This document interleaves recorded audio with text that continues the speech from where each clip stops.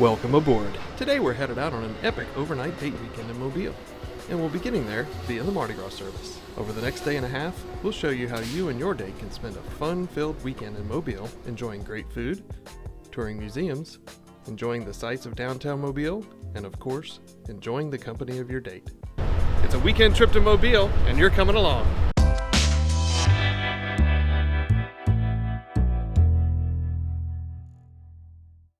The ride from Bay St. Louis to Mobile takes about 2 hours and 15 minutes, and it's much less stressful than I-10. That said, the train was pretty packed coming out of New Orleans all the way to Biloxi, where a few dozen passengers got off, freeing up space on board. Pro tip, if you get stuck with a seat without windows like we did, try your luck at a table in the dining car.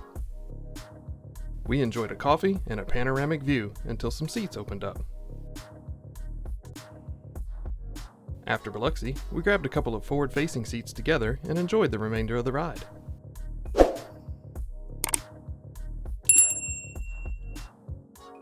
Shortly before arriving, we had a few snacks to tide us over till lunch. As we pulled into Mobile, we caught another glimpse of the SS United States, which continues to evolve every time we get a look at her.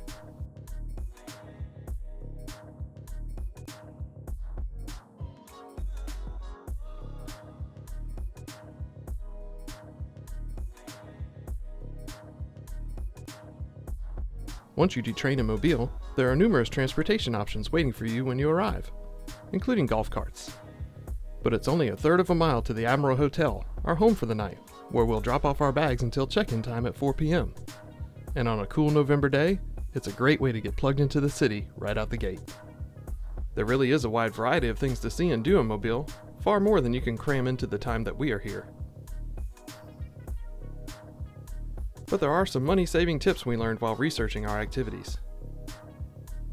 We'll tell you exactly what we paid for our train tickets, hotel stay, and the museums we visited later on in the video. But for now, we're kind of getting hungry. Free from the burden of our luggage, we set out to grab some lunch at Squid Eclectic Eats and Drinks. Along the way, we strolled through Bienville Square. Named for Mobile's founder, the square takes up an entire block and is notable for its large cast iron fountain. Described as food deeply rooted in lower Alabama classics, but also a melting pot of influences from Mobile's French, Spanish, and British heritage, it goes beyond that, infusing some Asian influence. Valerie had the avocado BLT, while I opted for an order of the chicken banh mi bao wraps. Lunch was delicious. Did you enjoy? Oh, yes. Definitely a great place to stop by for lunch. Get a light meal. We have dinner reservations at 7, so didn't want to eat too much, but that hit the spot. So now we're headed to the Mobile Maritime Museum. About a 9-minute walk, so here we go. Okay, so it's actually called the National Maritime Museum of the Gulf, and the route there brings you right back by the train. So in my previous video, I talked about being able to get to the cruise terminal from the train. I think we figured it out. A word of caution, using Google to route you to the museum will tell you to walk through Cooper Riverside Park, which, as of November 2025, is currently closed for construction. This thing is absolutely telling us to go that way, but I don't think that is not a thing. So on a normal day, I think when that park's not under construction, you would head right over there and you'd be able to walk all the way. And you'd be along the water. It'd be some shade. Really nice walk, but nice trees. Since it's under construction right now, we're just taking a sidewalk alongside the street. Okay, so the museum is right here. And the cruise terminal is right next door.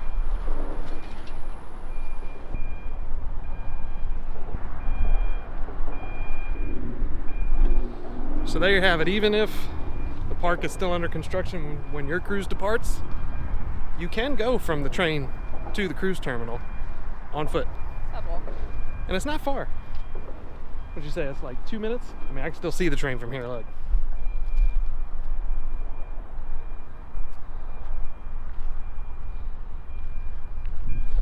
So yeah, get a cruise out of Mobile, If you live anywhere from New Orleans to Mobile on the route of the train, jump on the train. Save yourself some parking. I could spend an entire video going through this museum, but I think the best way to highlight what you'll see here is to read you the description from their website. The National Maritime Museum of the Gulf is the only museum in the world dedicated to the rich history and traditions of the Gulf of America. With more than 80 immersive exhibits and interactives, the museum has something for maritime lovers of every age.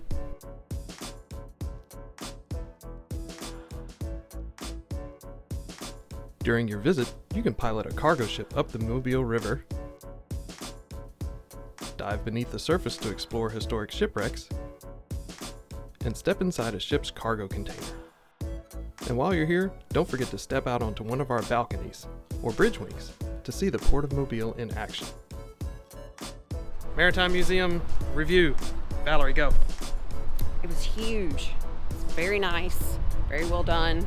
I think it's great for families. I think there are lots of areas that kids would love, lots of hands-on stuff. Would recommend.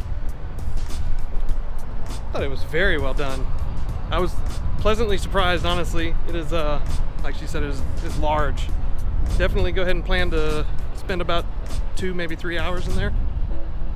Amazing. And it's right next to the cruise terminal, so if you can get here, I don't know if the timing works out right. Maybe you can do the museum and then get on your cruise. Oh. The next step on our tour for today is the Mobile Carnival Museum. And the first lesson learned here: Enter through gift shop. oops. This door is where you'll leave the museum. Entry is through the gift shop around the left side of the building.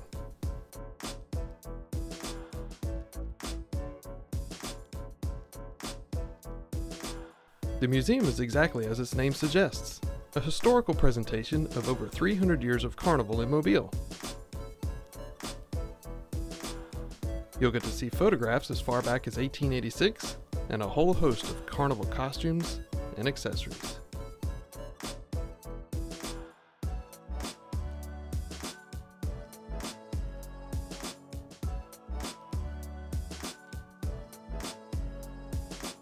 Alright, so what were your thoughts on the Carnival Museum?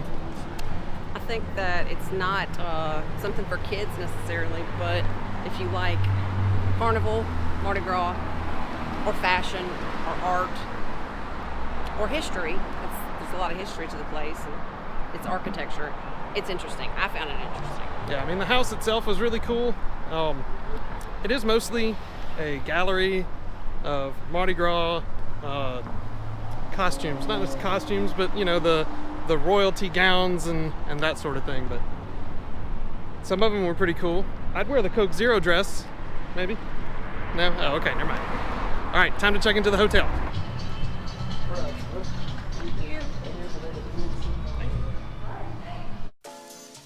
Originally opening in November 1940, the Admiral Hotel is a 12-story building and was a marvel of its time, boasting the distinction of being the first hotel in Mobile to provide air conditioning and telephones in each of its 251 guest rooms. The hotel closed in 1978 and was converted to a retirement home for a short time until Hurricane Frederick damaged the hotel in 1979. Over the next several decades, the hotel changed hands and went through several renovations, reducing the room count to its current 156 rooms. Our room is a Premier King with 440 square feet of space and a king bed. Granted, the additional space is somewhat unusable, consisting of an entryway, but the windows on 2 sides was nice.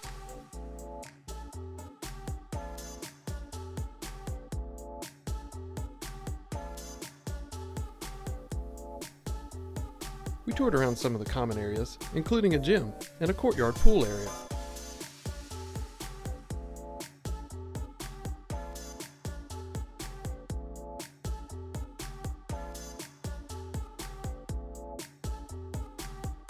As afternoon faded into evening, we got dressed up and headed to Dauphin's Casual Fine Dining on the 34th floor of the RSA Trustmark building for an amazing dinner.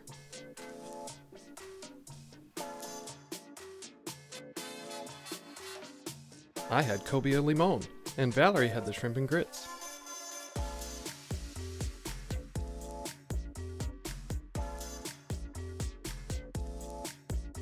After taking in some of the amazing views, we finished off our meal with the bourbon pecan pie bars, topped with Old Dutch coffee ice cream. On the way back to the Admiral, we strolled through Bienville Square, which is even more amazing at night. It had been a truly amazing day, and due to the timing of our trip, we get to enjoy an extra hour of sleep as we fall back to standard time. See you in the morning. Welcome to day 2. How did you sleep last night? They told me to. It was comfortable. However, it was a little noisy because we're in the middle of a very busy area. Yeah, I mean, sleeping in a downtown area is kind of expected to be a little bit noisy, but I think they were filming Fast and Furious Mobile Drift last night or something. It was loud exhaust. Lots of tires screeching. Lots of tires screeching. Yeah, it was an adventure, but anyway, well rested. Hotel was very nice. Hotel was very nice. We picked a great weekend for this. Not that we really had too much of a choice. We got married on this weekend, so it makes sense, but daylight savings time ended this morning, so Extra hour of sleep. extra hour of sleep, extra hour of vacation. So this morning we're headed to a restaurant that was featured on Diners, Drive-In, and Dives. It's called Hummingbird Way Oyster Bar. They have a Sunday brunch. Starts at 11. It is now 10:43, so we decided we would walk a little bit more than a mile to get there. I will not be eating oysters. Oysters are definitely on the menu. I probably won't eat them either though, but the location of this place is a little bit interesting. It's not in downtown. It's not really even a commercial setting. Rather, it's in the middle of a residential neighborhood. Right here at the corner of Savannah and George lies the Hummingbird Way Oyster House. Owned and operated by Chef Jim Smith, former executive chef for the state of Alabama, the Hummingbird Way Oyster Bar is a worthwhile detour off the beaten path of downtown Mobile. Let's have some brunch. Offering a selection of cocktails and boasting a wine selection that is 2 pages front and back, you're sure to find a libation that meets your taste. Valerie chose a mimosa, and I chose a virgin mimosa, which is freshly squeezed into a fancy teacup.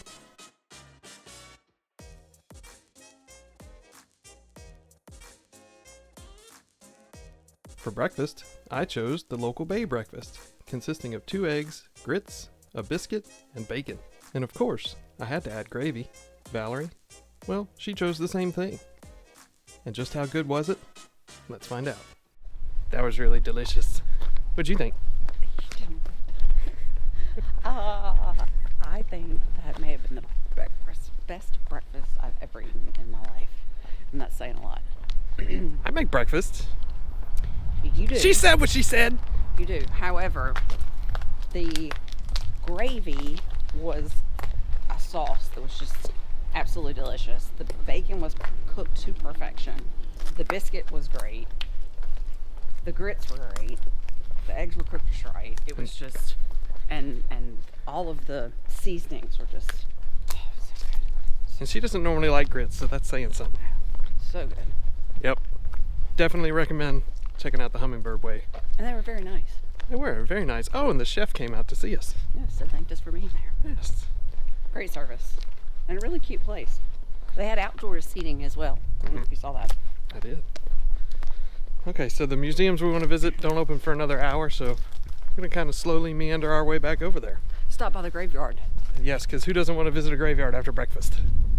It's historical. Haunted history. Yes. All right, stay tuned. Situated on 4 acres of land in what is now downtown, the Church Street Graveyard was originally about a half-mile outside of Mobile. Founded in 1819 and segmented by denomination, the graveyard is home to several notable Mobilians, including Joe Kane and Julian Lee Rayford, both important figures in the history of Mardi Gras in the city. Our next stop is Colonial Fort Conde. This is actually a 4/5 scale reproduction of about 1/3 of the actual fort, as the original fort was demolished between 1818 and 1820. Fast forward to 1966, the George Wallace Tunnel was being built as part of the larger Interstate 10 project. Archaeologists were brought on to the construction team to preserve the many artifacts that were found as they started to dig. Over the next decade, plans were drawn up and approved. The replica was constructed directly over the western entrance to the tunnel, and it opened on July 4th, 1976 as part of the nation's bicentennial celebration, with hopes that it would attract tourists to the city, like us. Museum docents dressed in period-correct clothing provide historical content relative to several rooms that you visit, such as the apothecary, gunsmith, and seamstress. As an added incentive, Fort Conde and the Phoenix Fire Museum, where we're headed next, are part of the History Museum of Mobile's free First Sunday promotion. Every first Sunday of the month, you can tour all 3 museums for free from 1 to 5 p.m. Speak of the Fire Museum, we have just enough time to check it out and grab a snack before we head home. Well, that was really cool. It was really neat. Walking through it, getting to see artifacts, learning way more history about it than I knew. And you know, with as many times as we've been to Florida and we've driven through this very tunnel that you could probably barely hear us over, I had no idea that was there. Or the Gulf Shores, Orange Beach area, and we would drive through here as well. True. Anyway, so now we're off to the Phoenix Fire Museum. Passing somebody's Razor. buzz clippers. Remember, boys and girls, leave no trace. Fort was really cool. I think kids would like that too. Yeah, I do too. All right, short walk. Be there in a minute. This historic building was originally constructed in the 1850s in a different part of town. According to the docents we talked to, it was dismantled and reassembled at its current location. Inside, you'll find several historic fire apparatus, including horse-drawn steam engines and early motorized fire trucks. Throughout the museum, you'll see several artifacts and uniforms from every decade. The second floor gallery recounts the history of Mobile's volunteer fire companies since their organization in 1838.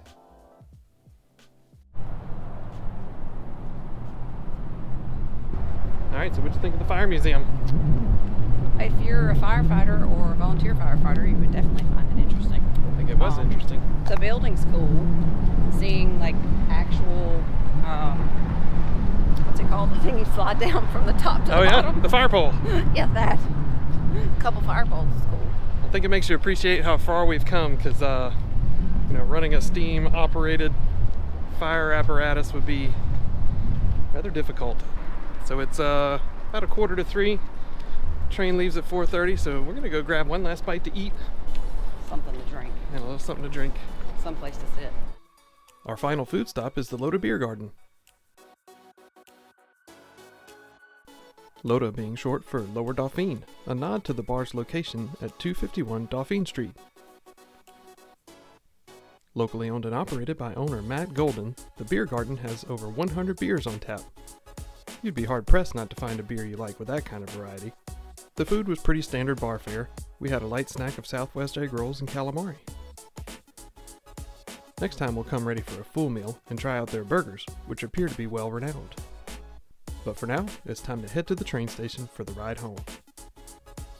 As we got closer to the train on this Sunday evening, it was clear that we again underestimated the popularity of this train ride. Just when we thought 30 minutes ahead of departure would be fine to get a decent seat. So the time is now right at 4 o'clock. So if you want to make sure you get a pick of your seat, get here early. Because wow.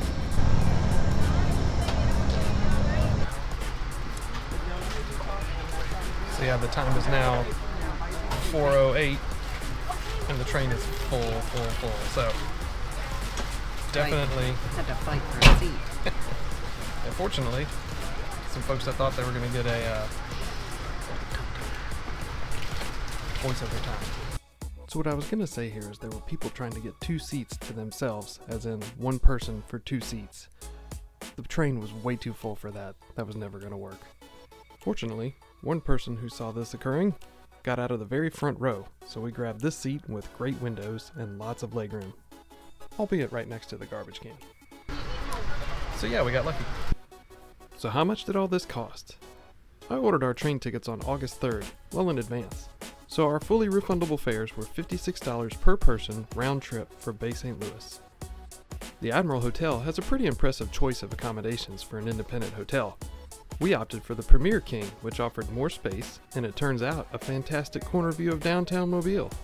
Our Saturday night room, also booked on August 3rd, was $245. The National Maritime Museum tickets were $14 each. The Mobile Carnival Museum was $8 each. And because it was the first Sunday of the month, Fort Conde and the Phoenix Fire Museum were free. Okay, so we just stopped at Gulfport, our last stop, before we make it back to Bay St. Louis. Figured we could have a little discussion about what it's like to actually ride the train. Now, I'm kind of not affected by motion, but Valerie here, she does not do well with motion. And I'll tell you, there's no shortage of motion on the rails. I will say that it seems that Alabama rails are a little bit rougher than the ones here in Mississippi, but what's your overall thoughts? I did not get motion sick. It is more like riding in a car or maybe a plane. It is not like the ocean. I was fine. I even read, so I looked down, looked out the window. The only thing that bothered me was in the bathroom, just a little bit. It just happened to be kind of a rough patch. But other than that, all good. So definitely not affected, I would say, with motion sickness issues. Yeah, and I do think I remember the trip to the bathroom was when we had crossed over into Alabama on the way out here. So yeah, if you're thinking about taking a train ride, at least along the Gulf Coast, is all we can really speak to. I would say it's kind of like turbulence on an aircraft, but pretty much like all the time. So if you can handle that, you can handle this. So that pretty much concludes this weekend adventure. I know it was a really good time, but back to reality. But if you've hung out this long, thank you, and I encourage you to go ahead and click that like button. And if you haven't subscribed already, go ahead and do that. It really helps us out. All right, thanks for watching.